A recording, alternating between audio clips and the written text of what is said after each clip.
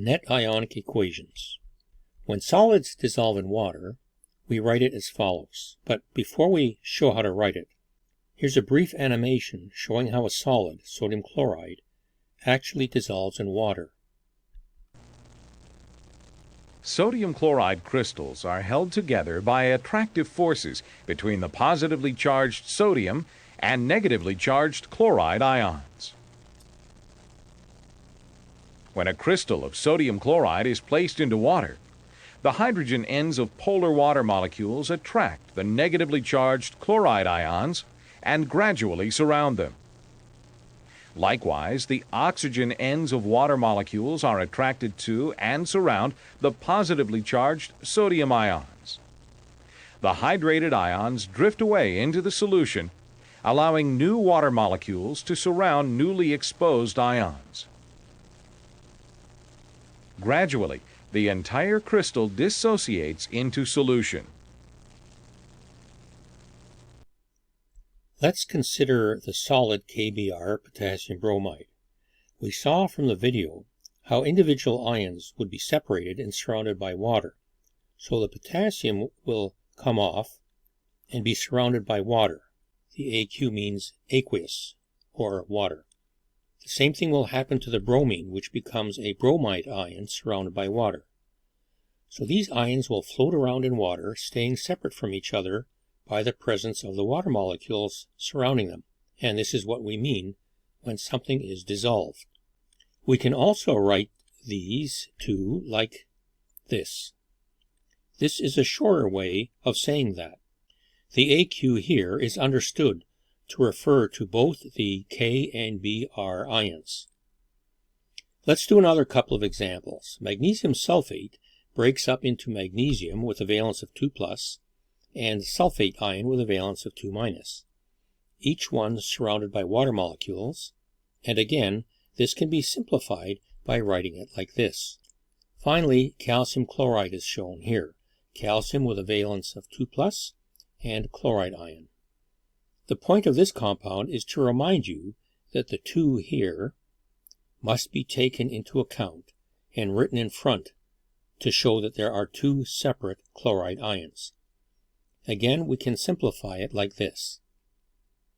Let's look at this example of a double displacement reaction of precipitation. Here's a reaction that you've done in the lab, reacting a solution of silver nitrate with a solution of sodium chloride.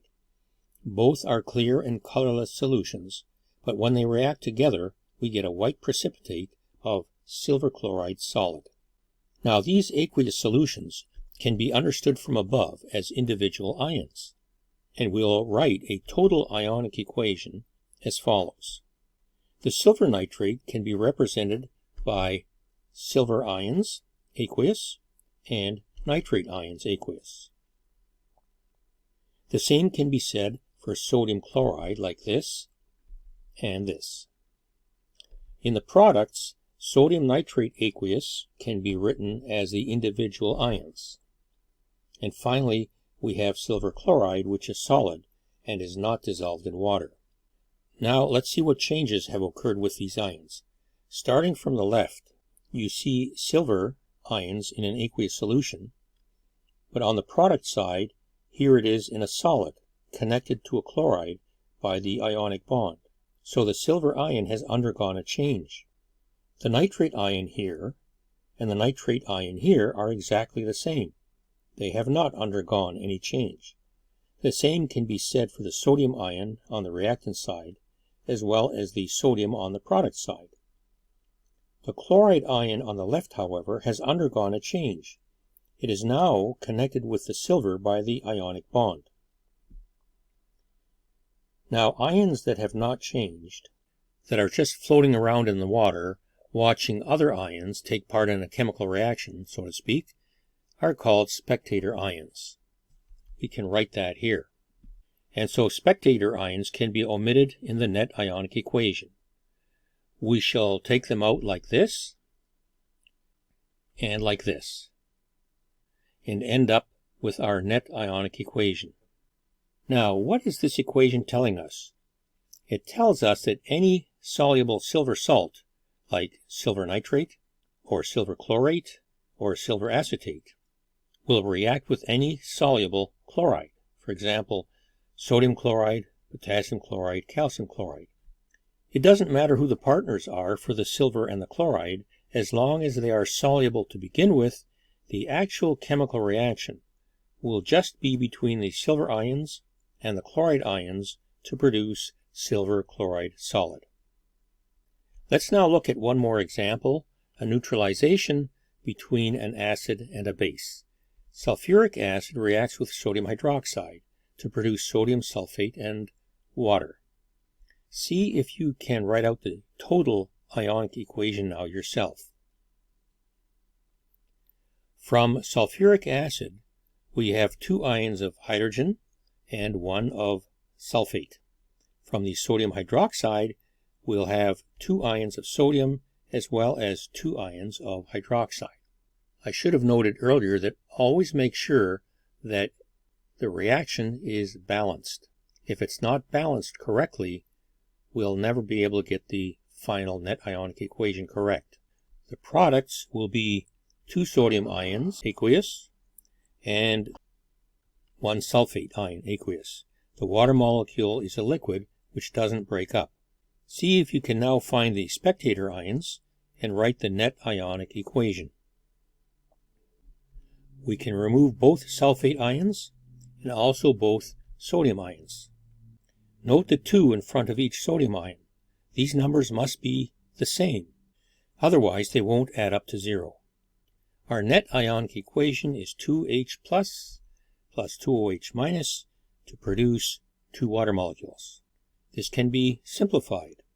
So our net ionic equation is hydrogen ion plus hydroxide ion to produce water. This is the actual chemical reaction between any acid and any base. Here are 3 questions. Here's the first one. You could stop here and try and find the final net ionic equations. The answer for this question is this. In case you didn't get this, here is how you would have done it.